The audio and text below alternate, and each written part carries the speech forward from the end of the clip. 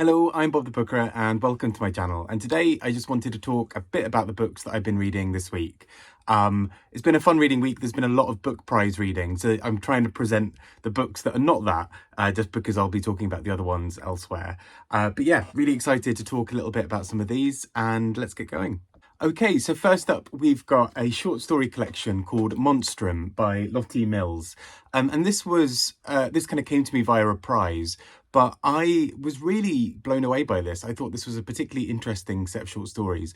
I'm sometimes hit and miss with short story collections, but this one really landed, partly because of the way that the author is able to weave together these quite unsettling short stories that on the surface don't have too much in common, but there's a common thread that sort of pulls them all together.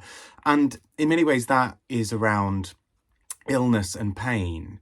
And there's this sense from many of the characters in this book that they are seen as an other, and they are trying to forge a life where they are seen as part of something bigger.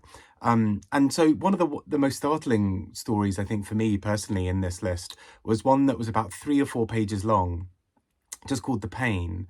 And it was just about, it almost had this Kafka-esque element of Kafka's short stories I really love for how they're able to sort of distill a whole conversation into just a few little pages. And this whole story is captured in something really quite small.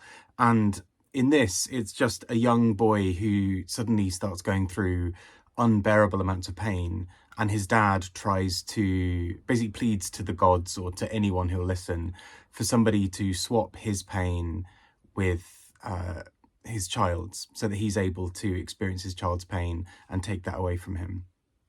And what we see in this is that comes true, and the father immediately buckles under the amount of pain that he's receiving and just dies. And that's the story.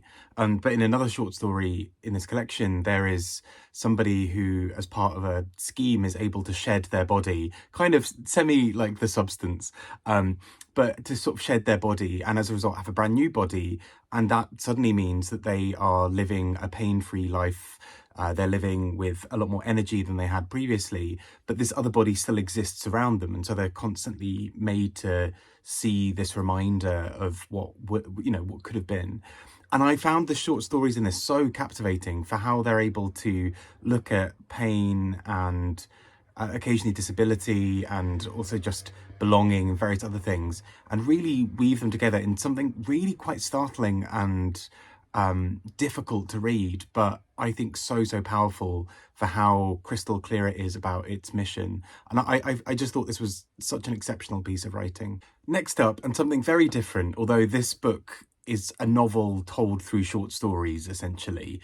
And this is Rejection by Tulathimutte. And I thought this was just ridiculous, but in the best way. So from the very first short story or section or whatever in this book, you realise that this is going to be something quite intense. So essentially this is told through several people's perspectives, and they are all experiencing rejection in various ways.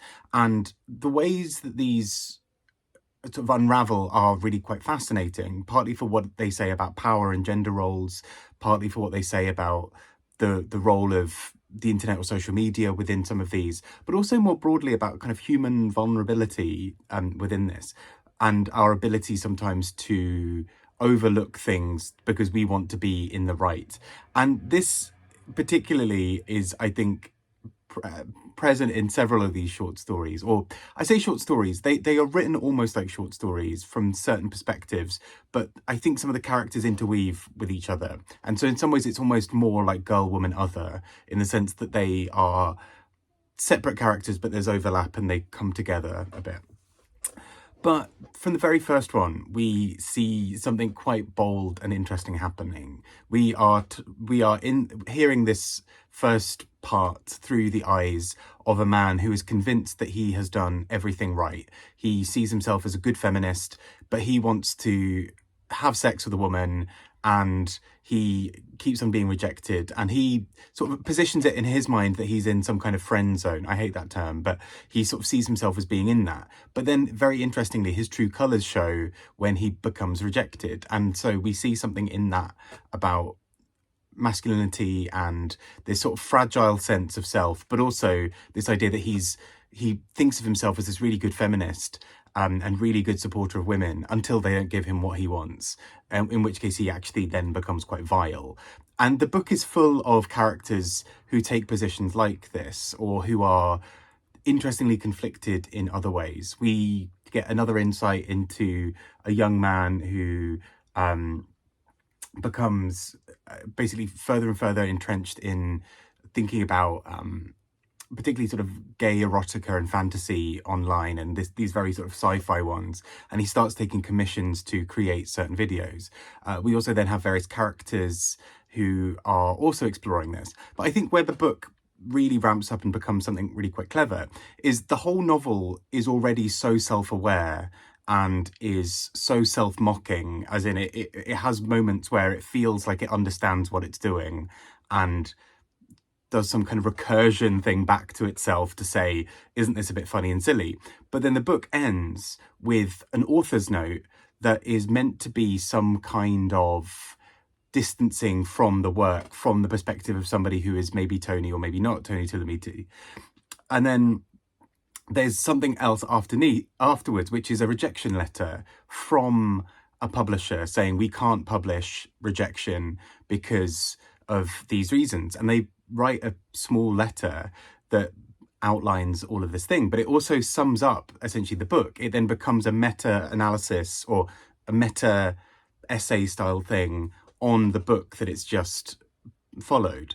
So it says, well, actually, I think this character says this thing, but then this thing doesn't happen. Or I think you explore rejection, but you're quite nervous about rejection in your own life, and all of these other things. And particularly because there's a character introduced in the author's note, or in one of the other things called TT, who is potentially also Tony Tulathimutte as well. And so the book keeps on playing with these sorts of things where this rejection letter says that the book is maybe too much like Tony's own life, and everything plays around. It's just so wonderfully done, I think, at being an intentional bit of silliness and irony, but actually making a deeper point about the levels of this. What does it mean to write autofiction and then to deny that it's you, and all these other things? So I thought this was fabulous. I really loved this. I think it's so silly. It's a lot as a book. It's very in your face, very self-ironizing in many ways, but I also found it really captivating for that same reason. In many ways, a similar set of subject material here. Adam Farrar with Broken Biscuits, and this is a memoir that essentially looks at masculinity and ways that one can fail at being a man. And I thought this was really interestingly done as a memoir, because it often goes into stories where you can tell this is deeply uncomfortable for the writer, not only about an incident that happens to his genitalia that is particularly gruesome and difficult to read, but there are also these moments of him talking about failed dates, or him talking about a moment where he was the victim of some form of sexual harassment or sexual assault, but him, because of because it was happening from a woman to a man, he didn't necessarily recognize the hallmarks of it. And he then explores in a lot of detail later what that might look like then. How do you unpick all of this as a man? What does, how do you process all of these things, particularly when there are messages around you about what men should be like, and that men always want sex, and that men always blah, blah, blah, blah, blah. And so he unpicks quite a lot through this. It's a really fascinating memoir, I think, because it's very funny and very silly at times, but there is something really quite profound and difficult and challenging going on in it, that he is seeking to understand how somebody like himself, who has been a quote-unquote failed man throughout much of his life, that he was not sporty enough, or he was not whatever, can be in this situation now as an adult and still not fully understand where he slots in terms of masculinity. And I thought it was very interestingly done.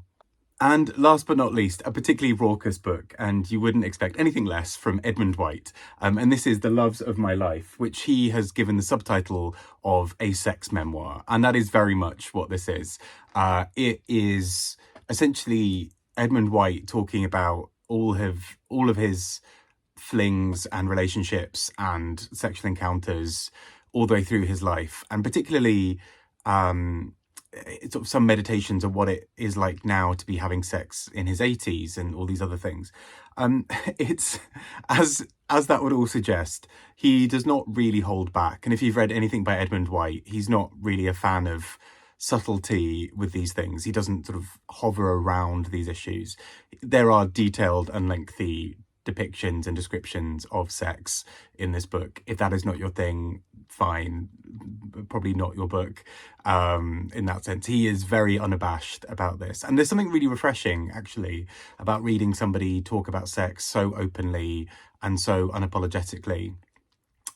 I think there are some times where his choices of phrasing are interesting, and it can make parts of this a little bit more uncomfortable, just the sorts of the types of things he says. But I still think there's something really interesting in here, particularly when he talks about sex in a very matter-of-fact way and almost nonchalant at times, although it's obviously been something that's been a big part of his life. And he writes really fascinatingly, I think, about, for example, the pre-HIV/AIDS time of having sex, but also he still talks about that with both the reverence that deserves, but also saying that it didn't mean that sex was over and stopped happening. All of these other things exist within the book as well. And so I think he's just, it's just a really fun book. It's a lot. It's full on. It's very Edmund White in that respect. But I've got to hand it to him for just the level of commitment to it, in the sense of how joyous he is writing about sex. He just loves writing about it. He loves having it, evidently, given the book. And there's something really special about the way that he just accepts that and just requires that you accept that too. So yeah, I thought this was really good bit of fun. So those are the books I've been reading this week. I hope you are having a good week yourself, and particularly for people in the UK, particularly trans and non-binary folk, this has been a particularly rough week. I hope you're keeping well and are, making sure that you give yourself some time as well. It's wiped a lot of people out this week in terms of just confidence and joy and many other things. But look after yourself. Please do look after each other as well. Anybody who's listening out there in the big world.